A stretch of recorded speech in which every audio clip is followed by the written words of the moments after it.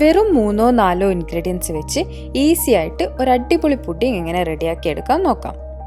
ആദ്യം തന്നെ നമുക്ക് കാരമൽ റെഡിയാക്കി എടുക്കാം. ഇതിനായിട്ടൊരു പാനിൽ 1/4 കപ്പ് പഞ്ചസാരയും 1 ടേബിൾ സ്പൂൺ വെള്ളവും ചേർത്ത് ലോ ഫ്ലെയിമിൽ വെക്കാം. ഇത് സ്പൂണ് വെച്ച് ഇളക്കാനൊന്നും പാടില്ല. ചെറുതായി മെൽറ്റ് ആയി വരുന്ന സമയത്ത് പാൻ ഒന്ന് ചുറ്റിച്ചു കൊടുത്താൽ മതി. ഇപ്പോൾ ഇത് കാരമലായി വന്നിട്ടുണ്ട്. ഇനി ഇതിലോട്ട് നട്ട്സ് ആഡ് ചെയ്ത് കൊടുക്കാം. 15 കാഷ്യൂനട്ടും 15 പിസ്തയും 15 ബദാമുമാണ് ഞാൻ എടുത്തിട്ടുള്ളത്. കൂടുതൽ നട്ട്സ് ആഡ് ചെയ്താൽ കൂടുതൽ ടേസ്റ്റ് ഉണ്ടാവും. ഇനി ഇതുപോലൊരു ബേക്കിംഗ് പേപ്പറിലോട്ട് മാറ്റിയെടുക്കാം. ഡയറക്റ്റ് പ്ലേറ്റിലിടാൻ പാടില്ല, പിന്നെ തിരിച്ചെടുക്കാൻ ബുദ്ധിമുട്ടാവും. ഇനി ഇതുപോലെ നമുക്കിത് പൊടിച്ചെടുക്കാം. മിക്സിയിലിട്ട് പൊടിച്ചാൽ ഓവറായിട്ട് പൊടിഞ്ഞു പോവും. കുറച്ച് ക്രഞ്ചി ആയിട്ട് കടിക്കാൻ കിട്ടുന്നതാണ് അതിൻ്റെ ഒരു ടേസ്റ്റ്.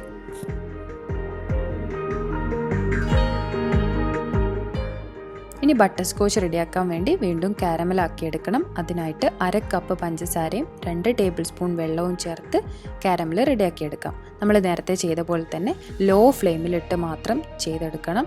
പിന്നെ ഇതുപോലെ പാന് ചുറ്റിച്ചു കൊടുത്താൽ മതി, സ്പൂൺ ഉപയോഗിക്കാൻ പാടില്ല. ചെറുതായിട്ടൊന്ന് കളറ് മാറി വരുന്ന സമയത്ത് 3 ടേബിൾ സ്പൂൺ ബട്ടർ ആഡ് ചെയ്ത് കൊടുക്കാം. ഉപ്പില്ലാത്ത ബട്ടറാണ് ഞാൻ എടുത്തിട്ടുള്ളത്.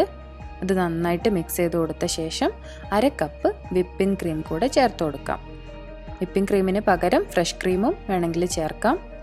ഏത് ക്രീം വേണമെങ്കിലും ഉപയോഗിക്കാം. ഇത് നന്നായിട്ടൊന്ന് മിക്സ് ചെയ്ത് ഫ്ലെയിം ഓഫ് ചെയ്ത് പെട്ടെന്ന് തന്നെ ഫ്ലെയിമിൽ നിന്ന് മാറ്റിയെടുക്കാം. നമ്മൾ ബട്ടറിൽ ഉപ്പില്ലാത്തതുകൊണ്ട് ഒരു നുള്ളു ഉപ്പും ഒരു ഫ്ലേവറിന് വേണ്ടി 1/2 ടീസ്പൂൺ വനില എസൻസും കൂടെ ചേർത്ത് നന്നായി മിക്സ് ചെയ്ത് കൊടുക്കാം. ഇപ്പം നമ്മളെ ബട്ടർ സ്കോച്ച് ഇവിടെ റെഡിയാണ്. ഇനി ഇത് നമുക്ക് മാറ്റി വെക്കാം. ഇനി നമുക്കൊരു ടോപ്പിംഗ് റെഡിയാക്കി എടുക്കണം. അതിന് വേണ്ടിയിട്ട് 1/4 കപ്പ് വിപ്പിംഗ് ക്രീം നന്നായിട്ട് ബീറ്റ് ചെയ്തെടുക്കാം. ഇത് നന്നായി ഇതുപോലെ പതിഞ്ഞ് വരുന്ന സമയത്ത് നമുക്കിതിലോട്ട് നേരത്തെ റെഡിയാക്കി വെച്ച butter scotch 4 table spoon add ചെയ്ത് കൊടുക്കാം. അത് ഈ വിപ്പിംഗ് ക്രീമിന് നല്ലൊരു ബട്ടർ സ്കോച്ച്, ഈ പുഡിങ്ങിന് മൊത്തമായിട്ടൊരു ബട്ടർ സ്കോച്ച് ഫ്ലേവർ വരാനായിട്ടാണ്. ഇത് നന്നായിട്ടൊന്ന് മിക്സ് ചെയ്ത് കൊടുക്കാം. ഇനി നമ്മൾ പുഡിംഗ് എല്ലാം ലെയർ ചെയ്തെടുക്കാം. സൈഡ് കട്ട് ചെയ്ത് ഞാൻ മാറ്റി വെച്ച ബ്രെഡാണിത്. ഇത് ബട്ടർ സ്കോച്ചിലോട്ട് ഇതുപോലെ നന്നായി ഡിപ്പ് ചെയ്ത് ട്രേയിൽ വെച്ച് കൊടുക്കാം. ഓരോ ബ്രെഡും ഇതുപോലെ ഡിപ്പ് ചെയ്ത് നമുക്ക് മാറ്റിയെടുക്കാം.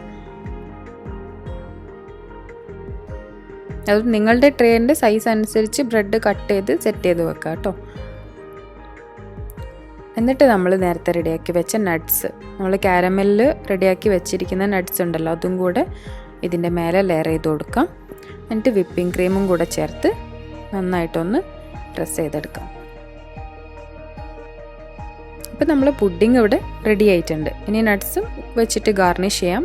എന്ത് കാരമൽ വെച്ചോ നട്ട്സ് വെച്ചോ എന്ത് വേണേലും വെച്ചിട്ട് ഗാർണിഷ് ചെയ്യാം. ഇനി നമുക്ക് 1-2 മണിക്കൂർ ഇത് ഫ്രിഡ്ജിൽ വെച്ച് സെറ്റ് ചെയ്തെടുക്കാം.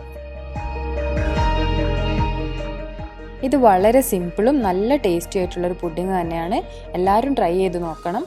ഈ വീഡിയോ എല്ലാവർക്കും ഇഷ്ടപ്പെട്ടെന്ന് വിശ്വസിക്കുന്നു. അപ്പോൾ ഒരു നല്ല റെസിപ്പിയായിട്ട് അടുത്ത വീഡിയോയിൽ കാണാം.